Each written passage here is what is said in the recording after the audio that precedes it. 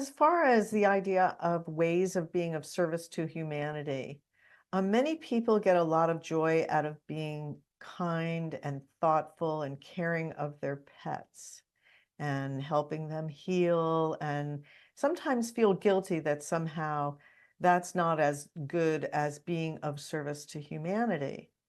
Isn't it correct that both actions raise your vibration and it's not necessary to have it be only about being of service to humans? Again, this is about understanding the whole package. Animals are connected to the angelic realm. They are more evolved than many humans. So they're here to reflect to you what it is you may need to learn to be your authentic self, so that you can perhaps not only help them in the situations in which they're reflecting things to you that you need to heal within yourself, but then that gives you the opportunity to also be of service to humanity, which is why the animals are here to begin with, to be of service to you. So you can use what they're reflecting to you to heal yourself and thus be more of service to humanity and everything on the planet. Again, you have to look at it holistically as an expression of the entire package. Don't leave anything out. One is not a substitute for the other. They all need to be performed. Kindness to animals, service to humans, service to trees, service to the entire planet. All of it is important. It's a whole package. So whatever you're most attracted to would be your guide. It would be your guide, but that doesn't eliminate the idea of learning to be attracted to other things, because many times you're not attracted to other things because of fear-based beliefs and limitations that you have imposed upon your ability to tell what your passion actually is. And this, again, is one of the reasons why we suggest the Interstellar Alliance Volunteer Corps, because it can get you to step outside yourself and find out where you might be limiting yourself from understanding what your passions could be if you're simply willing to get out in the world a little bit more, step outside yourself a little bit farther, and start interacting with people in circumstances and situations that perhaps your limitations haven't allowed you to ponder, that might actually be of great service to you to do. So again, the volunteering is all about getting outside your normal expectations and assumptions and exploring whether or not there might be other connections that would be representative of your passion if you would only give yourself an opportunity to step beyond the limitations and assumptions that many people may be making about what they can and cannot do. And on a biochemical level, this idea of raising your vibration by being of service can you explain a little more about that connection?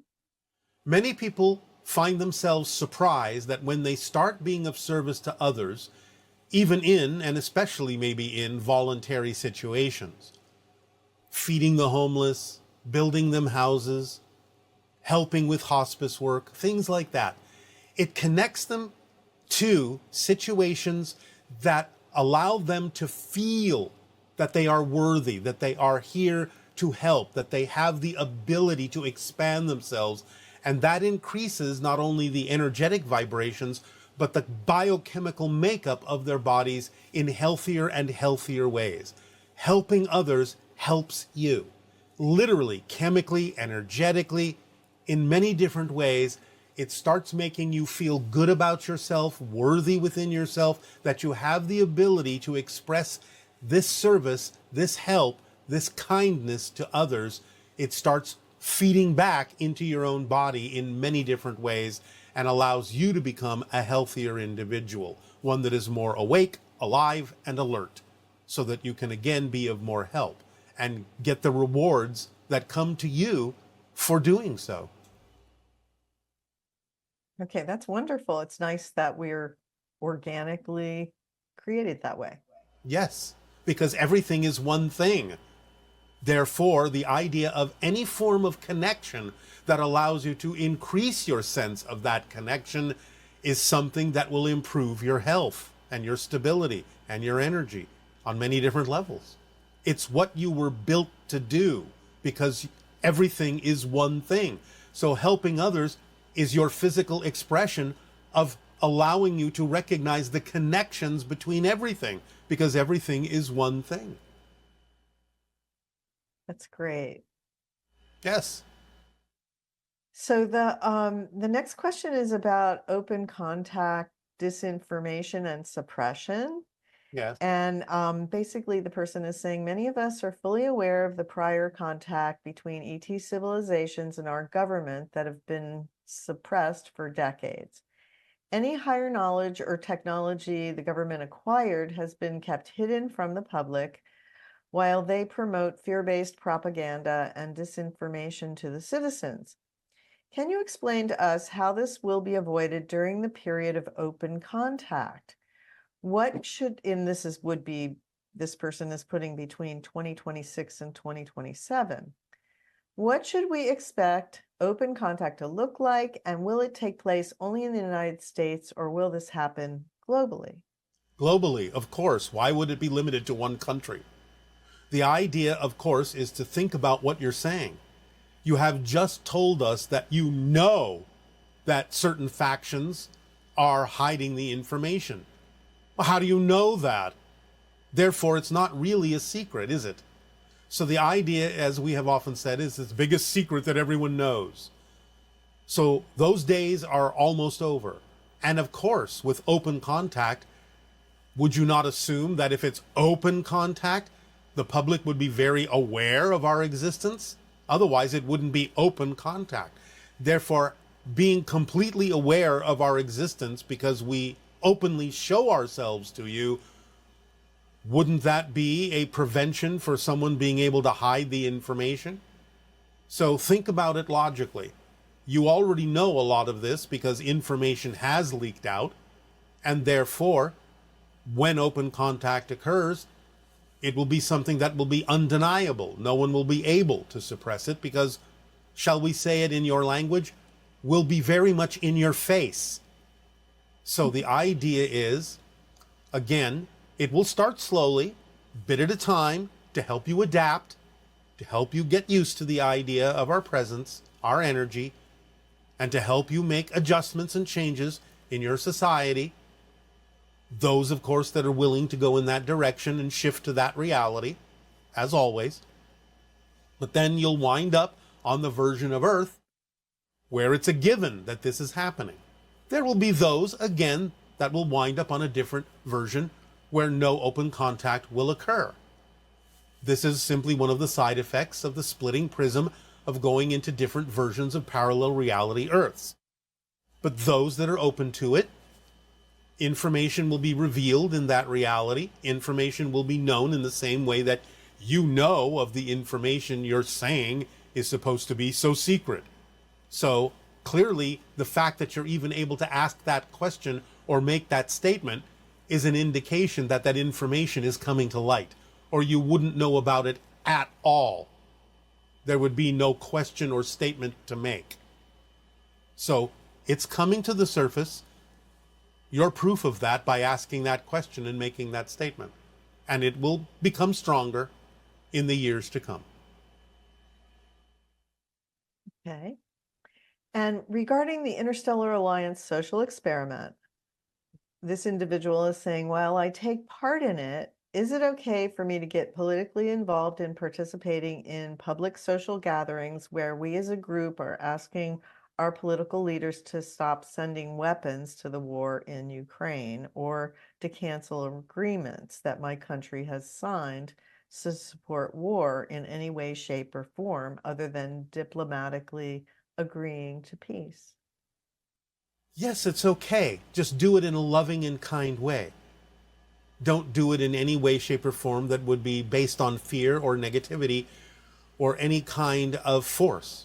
Just do it in a loving way as a request that this is what you prefer, a statement that this is what you prefer. So simply that. Okay. And this question is, does the Interstellar Alliance operate similarly to Star Trek in the sense that there are many ET races in cosmopolitan ships exploring the universe? Well, generally, yes. There are some differences. We're not sure what you mean by cosmopolitan ships. If you mean city ships, yes, that exists. So, yes, there are similarities. There are differences, of course, because while Star Trek overall is representative of your intuitive connection to the existence of the Interstellar Alliance and expressed through your creative art forms, there, of course, are some differences that exist out here from the idea that what you're presenting to yourselves is a science fiction story. So there are many similarities and there are many differences. But overall, there's a lot of similarity. Person is asking, how can we overcome the fear of negative alien entities? If we are open to contact, does that also put us at risk of negative encounters? No. The first thing you have to understand is that the way to get over it is to realize, if you want to, that there are no negative extraterrestrials involved or engaged with your planet at this time. So, those of us that are engaged with your world and the evolution of humanity and what's going on your planet at this time, create a kind of bubble reality that is of a frequency where negative beings simply find that they are unable to perceive what's happening, unable to reach you. So even though there may be stories on your planet that sound very scary and fear-inducing, the literal truth is there are no negative entities engaged with humanity on your planet at this time. Only the stories that you make up because of the fears that come up within you, within humans, because of your exposure to higher frequencies that you simply may not yet be able to tolerate without going into survival panic mode. So it distorts the experiences in a way that creates a lot of scary stories, but the actuality is there are no negative extraterrestrial entities interacting with your planet at this time. So if you're willing to understand that, then you can get over the idea of being afraid that you will attract negative extraterrestrial entities through open contact. It simply will not occur. Do you believe achieving contact is mainly vibration based? What is the best way to align with that frequency? Follow the formula. Yes, of course it's vibration based. It's based on several different things, but it's also based not only on your life path, your soul's themes, but yes, physically, it's based on the idea of the upliftment of humanity vibrationally, raising your frequency to be able to meet us halfway, so to speak. So, yes. And some of us imagine open contact involving a massive number of UFO ships appearing. However, this person had a dream that it will be different, more like floating orbs descending, carrying knowledge that could be understood telepathically while in their presence. Can you give us a hint on how that would be? We will discuss this in the upcoming Sedona transmissions. Yes, you are right. It will not right away be hundreds and hundreds of ships because, as you say, that would freak many people out. So it will be a slow process, and what you have described to some degree is a part of it.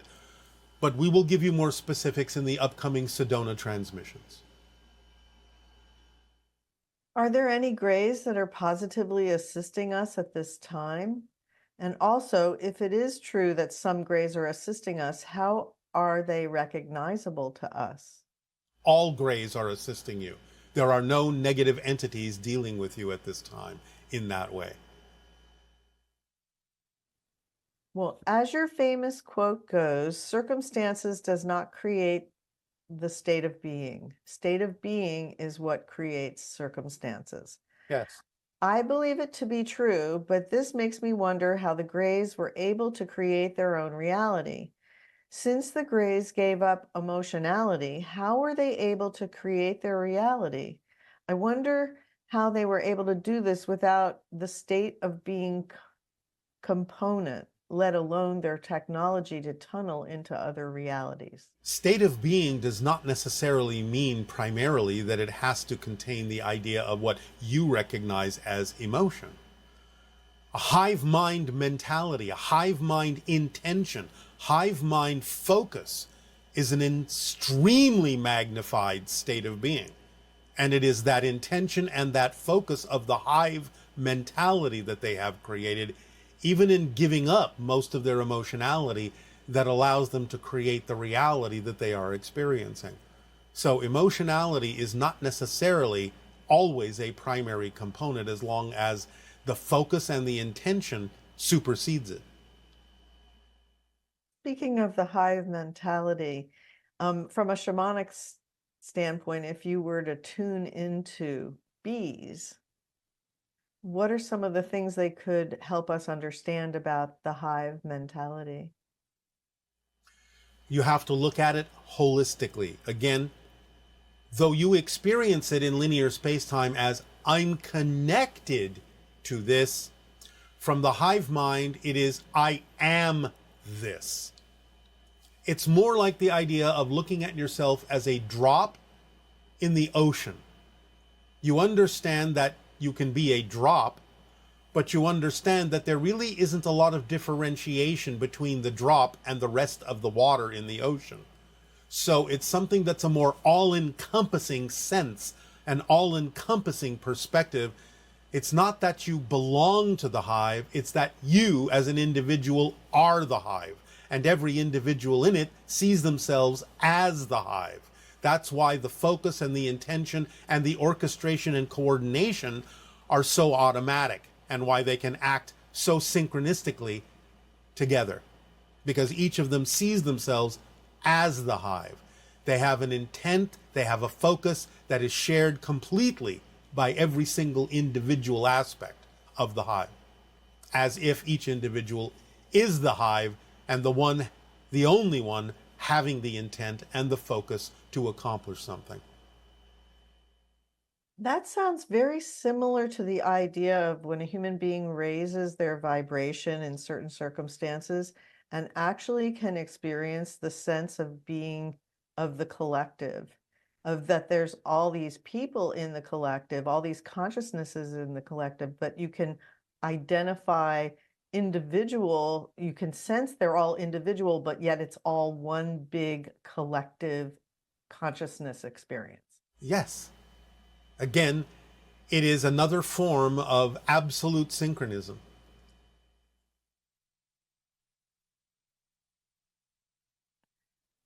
So that state of being where you're part of the collective, that would be, in a sense, very equivalent to the idea of being part of or experiencing the hive mind. Yes. It's experiencing pure synchronicity. Everything is in lockstep. It is the intentional focus, the orchestration. It brings about the orchestration that creates everything to be exactly where it needs to be, when it needs to be there, in perfect timing. It's another way of doing it. We experience it with emotionality, but the Greys did not. But that wasn't necessary for the intention that they created. They created the reality that they needed to allow them to create the hybridization program that would allow their civilization to continue, and which you can take advantage of to allow your civilization to go in a different path than what the Greys took that destroyed their world. So that's the beneficial side effect of that harmonic, of that orchestration, is that you get to take advantage of what they're doing to preserve their own civilization, their own culture, by creating us hybrids. You get to take advantage of it so that you can decide that you have more options than they themselves saw that they had, that led them down the path of destruction, where they poisoned their version of Earth. Great. This person is curious about the society on your home planet. What is the average lifespan of the Sasani people? Start with that. About 300 of your years, as you understand time. But that's an average. There are some that might leave sooner. There are some that are much, much older, depending upon their soul's path and what it is they need to achieve. Again, As reference, my own father, still physically alive after 1,000 years. And the next question this questioner is asking is, do you mate for life, or do your people explore multiple relationship dynamics in the same way that we do? We don't explore them in the same way you do. We simply receive whatever is happening as what is supposed to be happening at that moment, since everyone is telepathically bonded and everyone understands the idea of consensus, and that if you are attracted to one, two, three people in different ways for different purposes, then we let it play out. There are no assumptions, impositions, or expectations on how relationships should be. We simply let the relationships serve the purposes that they come together to serve. And are there any limitations on how many offspring you create? Any limitations would simply be a part of the synchronicity as to what agreements have been made in spirit as to what serves the collective best.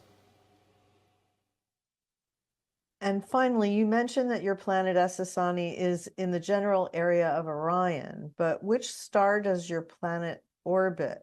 Have we already identified it? Meaning, can we see it from here? No, you cannot. We are in a parallel reality. Our reality is invisible to you unless you actually make a vibrational shift into our reality. And what we have said is that our star system is in the direction of the Orion constellation. It's not part of that constellation, but our system is not visible to you. No stars in our reality are visible to you. There might be some stars that we share, in a sense. In other words, we have versions of those stars in our reality that you have in your reality. But the idea is that we are invisible to one another unless we make a shift into the different parallel realities. So we are 500 light years in the direction of the Orion constellation that you're familiar with. But we are not part of the Orion constellation as you would understand it. And do the Yael have a ship over Los Angeles? And are they connected to Dolphin, Whale, Sirius Energy? Yes, they are, and yes, they do, and they have ships over many cities. Okay, and this question is, oh, you want to tell us any more about that? No, thank you. Okay. What is the color of hybrid blood and also of Yael blood? Red. Remember, we are another version of human. Is astrology legitimate? Does our birth chart have anything to do with our personalities, temperaments, moods, and what happens to us, etc.? Again, like anything, these are permission slips that reflect what you chose when you decided to incarnate, what you froze into your pattern that allows you to experience the unfoldment of your life path. So those that are sensitive enough to use that permission slip to read it are simply telling you what the reflection of your birth time astrologically reflects to what you chose prior to incarnation to experience. So it depends on the sensitivity of the reader to read accurately the ideas that are frozen in that matrix that are representative of what you chose to freeze as your life path and can be read by many different people in many different ways with many different permission slips. So again, remember, nothing controls you except that it defines the hallway you chose to walk down, the life path, and the challenges you chose to experience. So sensitive people can read that to an extent, but you still have free will within that in terms of how you might walk down that hallway that you chose with your free will from spirit to walk down in this life. So it's a reflection. It's not a control. It's a defining guideline to the idea of your path in this life as a reflection of it. Okay, that's very helpful. Yes. And how can this person wants to know how they can know if they have hybrid children without you telling them specifically? Sometimes many people will have dreams of interacting with children that seem a little bit different than human children. So sometimes that's one way you can tell. Now, almost anyone who's interacting with us is in some way, shape, or form part of the hybridization program, whether they actually have genetics in the hybrid children or not. So being a part of the hybridization program doesn't necessarily always mean you actually have hybrid children. But it may be that your energy is being used, your template is being used to help grow the hybrid children, or you're teaching them things about living on Earth that they need to know when they eventually come to live among you on Earth in the years to come. But the idea is that a lot of individuals have hybrid children, or their genetics have been used in the creation of the hybrid children, or their energy patterns have been used in the creation of the hybrid children, like a template in a sense. So it doesn't really matter whether you literally have genetics in the hybrid children. Usually you're still involved if you have found ways to talk to us at all. It's very rare that people who find us and speak with us or ask us a question aren't in some way a part of the hybridization program, whether they have children or not. And in determining how many children somebody has, are there certain percentages that help identify that idea? Well, again, in some ways, colloquially, you can consider a hybrid child to be, quote unquote, your child if they contain at least 15 to 20% of your DNA. And that usually means there's about maybe 15, 17, maybe up to 23 or 25 hybrid children that might have that much of your DNA in them. But DNA is spread among hundreds, if not thousands, of hybrid children. So are they yours if they have even 1% of your DNA? That's up to you to decide.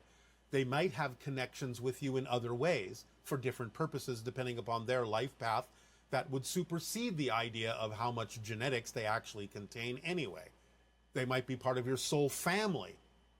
They might have a life path that needs to connect strongly to you, even if they have very little of your genetics within their makeup. So it just depends on several factors as to how closely bonded you might be with a hybrid child. It's not always about the amount of genetics within them that came from you. And back in 2020, you mentioned the importance of that election and how the result catapulted us to a more positive timeline. With the upcoming election in the fall of 2024, do you perceive the results affecting open contact? I understand your civilization will not talk about our politics. I just want to clarify if the election will affect how and when we meet our ET family. All right. Now we are allowed to say this about that. Understand we have for some time been talking about the idea of the splitting realities, the splitting prism.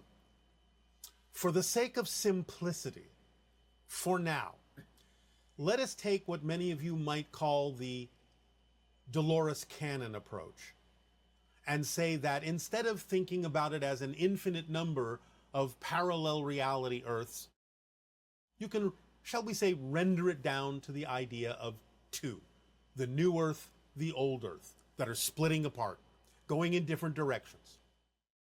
And the people that shift with them, then going in those different directions. You could say going in the new direction, shifting to the new Earth, going in the old direction, remaining on the old Earth, so to speak. But it's still a shift. So the idea is, look at what's happening in the splits that you are experiencing now in your politics. Specifically, look at the idea of people saying, this person won, no, this person won. Which is true? Both are true, because they're both reflective of two completely different Earths. That's how you're starting to see the split. Right now, of course, you're sharing a reality. You're creating a reality that seems like a shared reality. And therefore, you can still see each other saying, no, it's this way, no, it's that way. Eventually, you will not see each other. You will not experience each other. But right now, that should be your first clue.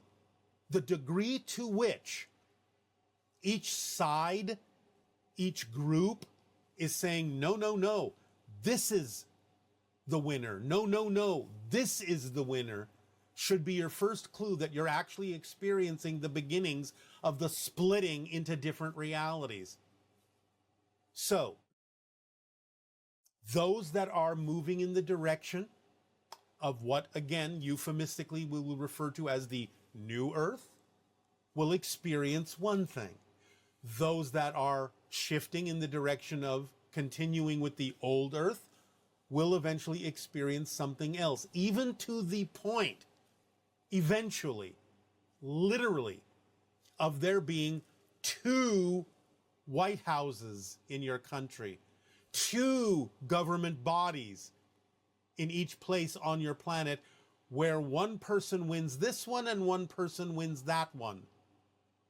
So you have to start understanding this is different realities that you're actually beginning to experience. Even though it may seem to be very chaotic right now and everyone arguing about what is real, they're both real. But it's just the very beginnings of the splittings into those very different and very real realities that will become farther and farther and farther apart. And the people going in those different directions experiencing very, very different Earths eventually. So, allow yourself to simply stay in the vibration that you prefer, and you will continue to navigate and continue to shift and continue to experience the result of that, one of which will lead to open contact and one of which may not. Now again, anything in between does exist, for there are multiple variations and versions of parallel reality Earths. But again, for simplicity, just to use the extreme examples now to illustrate the point, one will experience the idea of open contact because that means it's about connection and expansion, love, connection, kindness. And the other, based in fear, negativity, will experience something quite different. I'm not going to describe that right now. But they will not experience open contact in the way we've been describing and in the way we will participate in it with you. That is the answer to the question. That is all we are allowed to say. So think about that and understand what you're seeing as the beginnings of that split on your planet. Okay, and this person is saying, if I have a worry about the coming election and how it's going to turn out, etc. I have said what we need to say about this subject. Okay. This is the end of the conversation. About that. Because that's the most important thing to leave all of you with, is the understanding of what you're seeing, why you're seeing it, and what's actually happening. You are literally seeing the beginnings of the splitting into different realities where each side really truly sees that their outcome is the real outcome. That's why you're seeing what appears to be a dichotomy. And that is sufficient unto this day. Okay. So, can you tell us a little bit about why there is such a focus on gender identity and transgender going on right now? Because spirit is everything and nothing, and it is a way of illustrating that spirit can be anything. And it is the idea of opening up humanity to the understanding of your true existence as a spirit that contains any variation and every variation beyond even what you're experiencing on your planet. But it's a symbol to stop limiting yourself and defining yourself and boxing yourself in to a very rigid understanding of what it means to be a human. Because what it means to be a human is also what it means to be a spirit that is expansive and inclusive instead of exclusive. And you have said things in our artistic media are representative of changes in our collective consciousness. Yes. There have been a recent reemergence and fascination with dragons. The most recent manifestation being a show called The House of the Dragon. Why is this?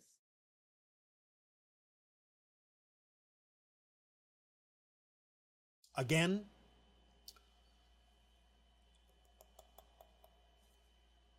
dragons are a symbolic projection of extra-dimensional beings that's connecting you to an ancient source of knowledge and wisdom that you are now reclaiming, regaining.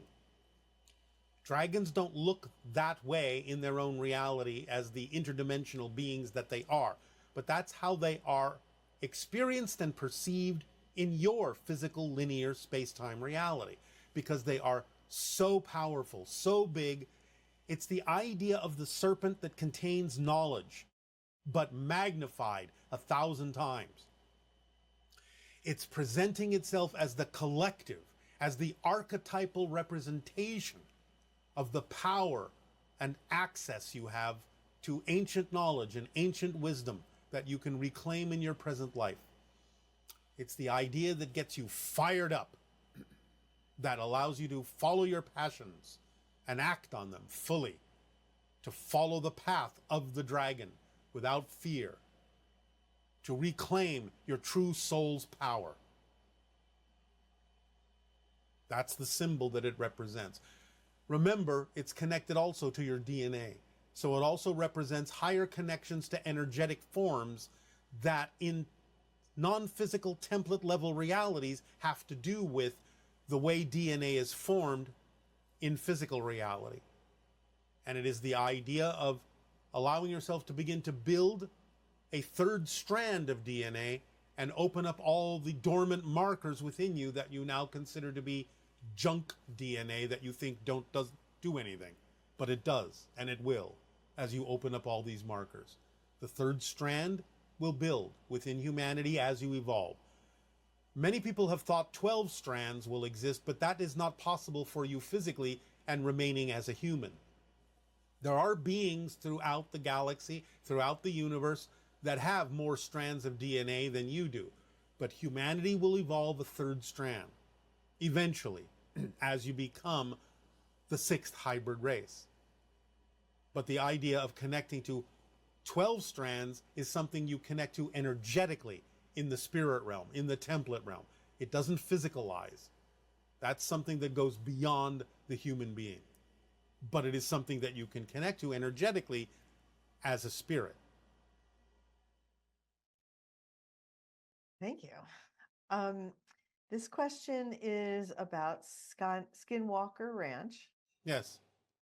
What is buried inside the mesa on Skinwalker Ranch? It is an ancient alien craft that crashed on your planet and has been buried over time by erosion and the natural evolution of your planet.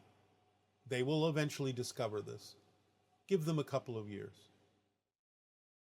What causes the GPS anomalies and interrupted laser beams during the scientists' experiments? A combination of the vibrations that are still active within the ship and also the portals that exist in the area that can cause many disruptions in electronic equipment and so on and so forth. They are getting closer to understanding that the portals truly exist there. They are creating demonstrations and evidence of their existence. But sometimes it's a combination of the vibrations that are emanating from the crashed ship itself, because some of the systems in the ship are still very active. They last a long, long time. They never go out. They can last millions and millions of years.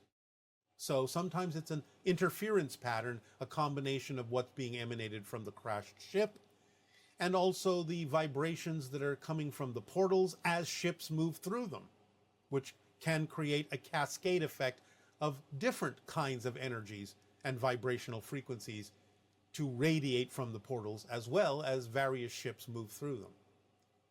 So they'll discover all this. Give them some more time. What group of aliens is the ship representative of? We are not allowed to talk about the ancient ones yet. Okay. And is that why they're having trouble drilling in through the ground there? Well, yes, they keep running into the debris from the crashed ship that does not allow their devices to drill through them. The substance that the ships are made out of is too hard. Can you explain briefly the evolution of humanity in a way that a 7-year-old would understand? This person's son has been asking him this question, or her, and I don't know how to explain it because I'm confused myself. Well, it's sort of like being in school and graduating from one level to another, going from first grade to second grade to third grade to fourth grade. You learn new things, you grow in your understanding, you learn new lessons, and it gives you more experience and more ability to do more things. So the evolution of humanity is like that. Earth is like a school, and humanity can graduate from one level to another depending upon the kind of experiences that you face as challenges and how you learn to transform them or overcome them. So a school structure is a good analogy for a child to understand. Humanity is evolving by learning more every time they graduate to a new level of class, to a new grade, so to speak. Hopefully that will help you. Okay, and this question, why has our true history been hidden? This person is referring to the fact that we were created by the Anunnaki. I assume it has to do with politics and power, but I just don't really understand what's going on. Why do we choose to forget or deny where we came from? Why is the ET story so taboo in the mainstream? All right, well, you're actually asking two different questions.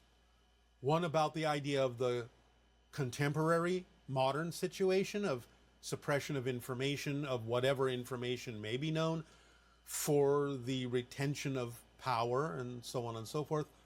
But you're asking, why have you forgotten about the idea of the Anunnaki? Well, there aren't many records left that exist because of disasters on your planet. A lot of civilizations and a lot of records of ancient times have been wiped out by volcanic action, by earthquakes, by meteoric impact. Many civilizations have simply been wiped off the face of the earth in that way, and the records that talked about all these things along with them. So some of the forgetfulness is simply because there's nothing to be found anymore, or some things are very difficult for you to find or take a long time for you to realize and remember in a variety of different ways because the destruction in the past has been so complete. So because of the natural forgetfulness that goes with the earth cycles, of forgetting who you are so that you can live your life spontaneously and discover who you are again from a new point of view, that natural forgetfulness that goes along with incarnating on the earth plane then also doesn't necessarily give you much ability all the time to remember that these ancient civilizations existed or that these ancient things happened, because there's really not much left of the records of these things. Now, again, some of them exist here and there, and some of them can still be found. But a lot of what you're remembering is coming through the idea of new souls bringing the information with them when they incarnate on your planet, and intuitively simply knowing that these things happen, and the intuition leading them to where sometimes they can find some of the ancient records that do still survive. Plus the idea of out-of-body travel and a tapping into the Akashic records, which contains all the information, because again, no information is really lost. It's all woven into the structure and the fabric of space-time and the existence itself, and can always be tapped into, and sometimes the information you have is being retrieved that way. But physically speaking, there isn't a lot of information that survives when something like a meteor slams into your planet and destroys a culture. So it's all of that. Okay, thank you. Can you share with us a little bit about the moon and its relationship to Earth and any entities that inhabit it? The moon is a natural body that was split off from the Earth due to an actual impact in the early solar system of another body that struck the Earth, and material broke off and became the moon. So it's a natural body in that sense. However, the natural body has been engineered by extraterrestrials in a variety of ways, placed into its present orbit, and there are many extraterrestrial bases that exist on the moon, if that's what you're referring to as inhabitants. There are no natural inhabitants in that sense on the moon. But there are many ET bases and underground bases that are inhabited by extraterrestrials who come and go for a variety of reasons. So, the idea is that energetically in its orbit, the moon balances the Earth in a variety of ways, represents certain vibrational frequencies and energies that have to do with feminine energy and the balancing of feminine energy. Some time ago, we talked about the idea that the Earth would capture an asteroid and it would be somewhat representative of the male energy and that you would have two moons. Well, if you actually look it up, you will realize that that has actually now happened. There is an asteroid that is in orbit around the Earth, in a sense, as a second very small moon. And that represents the idea now of coming into the balance between masculine and feminine energy, of getting into the idea of the balance of your emotionality and your logic systems. So, look it up, you will see that there is already a second moon around the Earth in the form of a small asteroid. Okay. And can you please provide insider ways that we can have better discernment? This person is saying, I often find myself contemplating if the messages are coming from my higher self or the ego. Sometimes it's very obvious, but other times I feel like I'm doing the right thing, but in hindsight, it turned out to be a negative belief. All right, but you can learn from that. Again, the idea is your willingness to learn from recognizing that you may have gone in a direction you didn't prefer is what allows you to gain more ability to recognize the difference between that energy and the one you do prefer. Following the formula helps because acting on your passion raises your frequency and makes you a more sensitive antenna, a more sensitive receiver to higher frequency energy, so that when you get used to perceiving those energies, you can more easily tell the difference between energies that are you and energies that are not. But the willingness to learn from whatever path you went down that wasn't what you prefer is also what will increase your ability to tell the difference between that energy and the energy of the path you do prefer. So if your willingness is there to learn from that, to recognize the difference, you'll get better at it. Stop worrying about it, and you will become more sensitive to what the difference in those things are. The more you worry about it, the less sensitive you will be, because you're increasing the idea of the negative path, of the negative energy, and becoming more sensitive to that. So, but only in the sense that you keep doing that. So you have to not worry about it, just stay in a positive state, which is one of the steps in the formula, and learn a lesson from it, and you'll be able to eventually tell the difference. Don't worry about it. Lighten up on yourself. Don't take it so seriously. And this question is about the formula. This person wants to know if someone hasn't been following the formula for a while or has gotten themselves into misalignment, is the formula able to guide them out of that and get them back on the right track, so to speak? Or is there something else they need to do in that situation before the formula can work properly? Well, they have to be willing to allow themselves to use the formula as fully as they possibly can. The formula is self-expanding, self-guiding, self-correcting.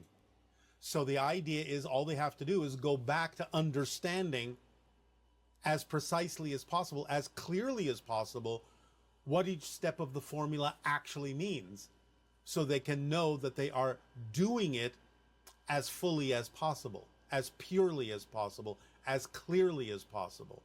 And then, yes, it will guide you back through synchronicity, because that's part of the effects of the formula, is that synchronicity becomes the guiding, organizing principle. So yes, the short answer is yes, it's self-correcting and self-guiding when you understand what each component actually means and use it precisely. Okay, thank you. And we just have a few moments left. Is there anything else you would like to share about the topic tonight and other information? Again, the concept of the Interstellar Alliance Volunteer Corps has a lot to do with stretching humanity, stretching your assumptions, getting you out of your routines, giving you an opportunity to explore whether you might actually be overlooking something that could really be one of your passions. It just gives you an opportunity to extend beyond your normal routine. Just take a moment and consider it. Explore it. You may find that you will actually enjoy it far more than you think. If you're already doing a lot of volunteer work, then fine. But it's up to you to determine what else you might be able to do. And please do remember, it's a whole package. So working on yourself, that's wonderful. Using your energy to send out vibrations of love and kindness and peace, absolutely fine. Beautiful. But the actions you take in addition to all that also are part of the whole package. You cannot leave anything out if you're going to function as a holistic being. So do it all. You can do it all. And therefore, you will go together and go forward as a whole. Take advantage of your connection to the whole so that it can serve all of the parts that you are. Our unconditional love to you all. And now, allow yourselves in a relaxed state to move forward for the remainder of the transmission. Nice meeting you. My name is Marie from Rhode Island. And my question is this. I'm raising a special young lady. She's 17 years old, my granddaughter. And she's autistic, but very high functioning, very verbal. And she has highly superior autobiographical memory, which is also considered called HSAM. From what I understand, there's only like 100 cases reported, but I suspect there's many more. My question is, what is the function of this ability? I'd like to have your spin on it. I've been researching quite a bit, and I'm trying to figure out how to be as supportive as possible, other than her being a fantastic assistant, to me. My memory's not so spot on.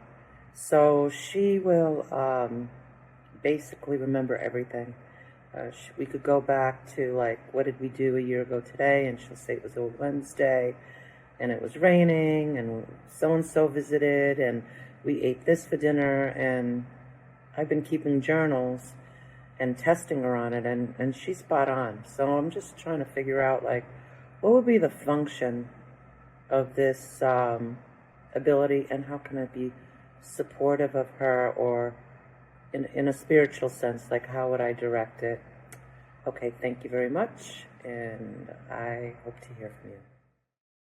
Well, there are many ways in which this ability can be utilized in your society. Obviously, in a sense, a person like that can be a living library for the idea of the events in her life and others with whom she interacts, so that she can recall flawlessly the ideas, the nuances, the immediate moments, all the way back to her birth. So it can be used for someone to record events so that she is an absolute keeper of those events, so that there is no misunderstandings, no mistakes about what was going on at a certain point in her life and the lives of the others that she interacted with. So it can be used that way.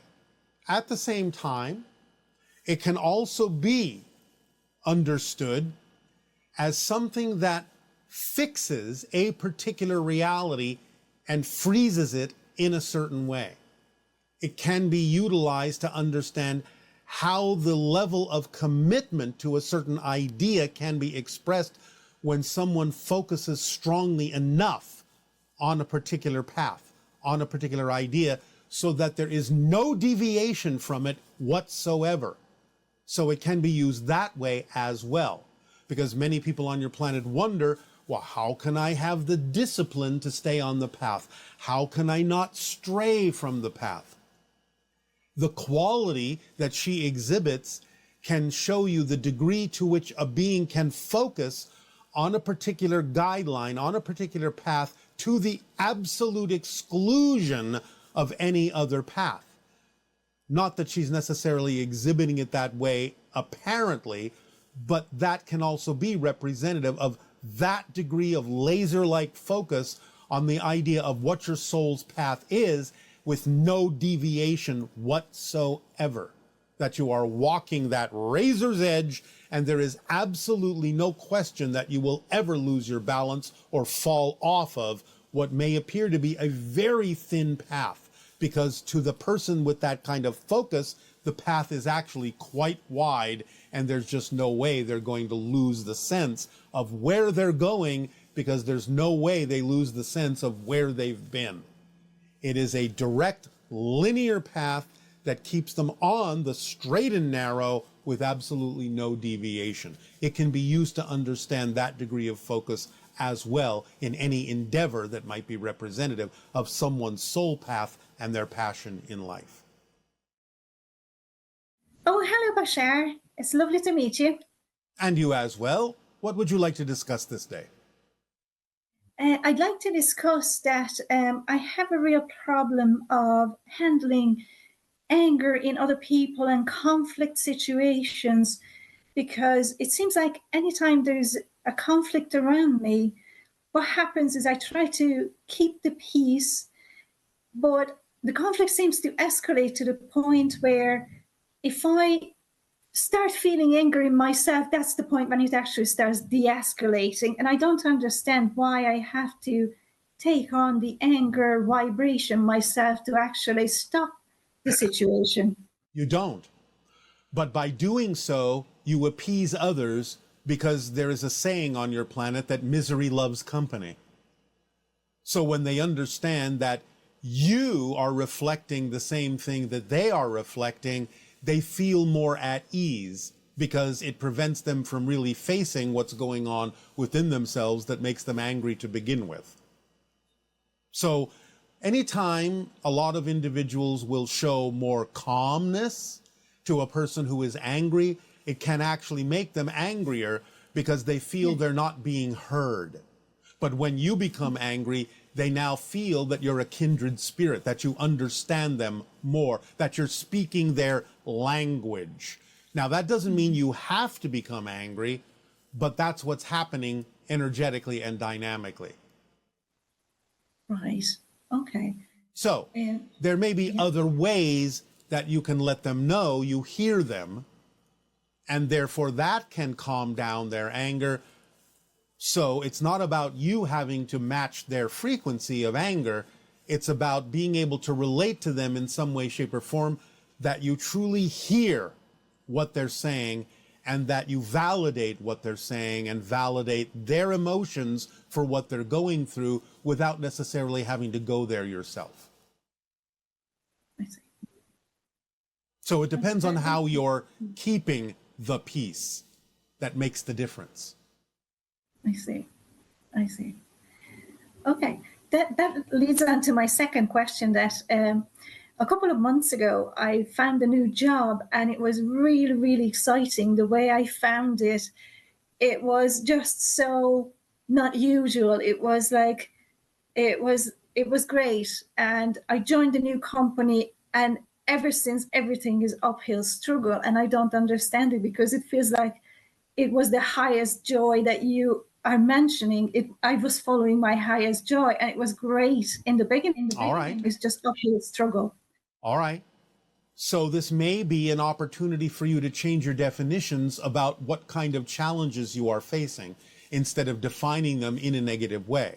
So if it really is representative of your passion, very often following your passion, as I've told you, will unleash one of the tools within the kit that is the reflective mirror that reveals to you anything within you that might be causing misalignment in the way that you are approaching the things that are representative of your passion. So you may be having negative definitions that challenge you to change those definitions about what it is you're doing. Can you be more specific about what the job is and give us an example of what one of the challenges is that you're experiencing? Sure, it's an office finance department job, and I I have great experience in it, but this company has a great reputation in the country. When I joined them, I thought it would be a smooth process of me just fitting in, but several of the processes are not working. They are in the middle of a huge turmoil of changing everything upside down. And it just feels like whatever I'm trying to do, I'm doing it wrong. All right. So what kind of discussions have you had with the people running the company about the way in which you may be going about things or in the way that you're experiencing things? Have you had any discussions? I have, yes. I asked for help and support, and they are giving it to me, but they are new themselves. It's the whole company is being the management being replaced, and it feels like uphill struggle. It feels like nobody really has a clear picture of what we are doing at the moment. All right. Is there something you can do to provide a clearer picture of what needs to happen? I think I might, but given the rate at which I'm making mistakes at the moment, I feel like there's so much to learn and at the same time so much to change. All right. But what I'm saying is maybe you were attracted to be there because they need your help in clarifying things in a way that would actually make it easier for everyone and smoother for everyone to operate toward their goal. So are there things that you can think of that would actually allow things to be smoother that you could share with the people running the company that might actually help them make the company run more smoothly? Yes, I think I could. I think I could actually. Then why don't you have those conversations? Because maybe that's why you're there. Yes. Yes. Thank All you. right. Yeah, thank you so much. I have one more question.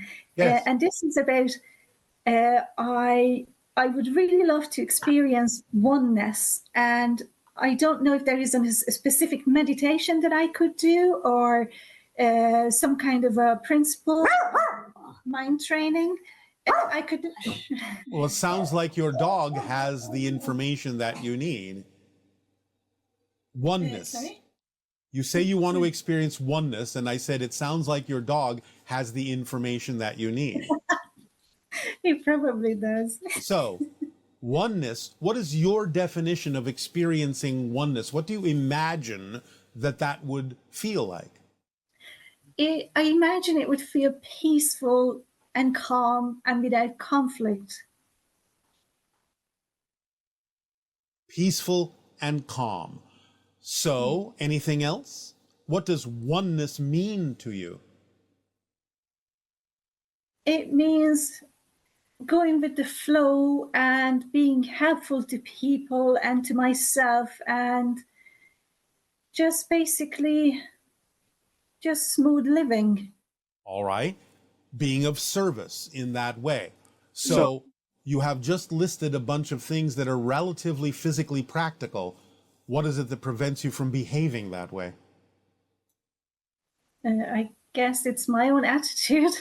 Yes. So if you want to experience oneness, you have to be one with yourself. You have to be at peace with yourself and not define things in a negative way when you come upon a challenge. Mm. So you have to approach them with oneness, with connectivity, with communication. You have to approach them in a peaceful way. You have to have a peaceful energy within yourself and a flow within yourself so that you can experience going with your flow when a challenge arises, because challenges help you grow. They're there for a positive reason. Look at them that way and approach them with your flow. How can this serve me? How can I use this challenge to serve others in a positive way? Dogs are a symbol of service on your planet. So be of service in any challenge that you face. but approach it from a sense of oneness, from a sense of connectivity, from a sense of peace within yourself. Yes? Thank you so much. Thank you so much, Bashar. You're welcome. Will that help you? Thank you. Yes, thank you so much. Thank you. Good day. Good day to you too. Bye. Bye.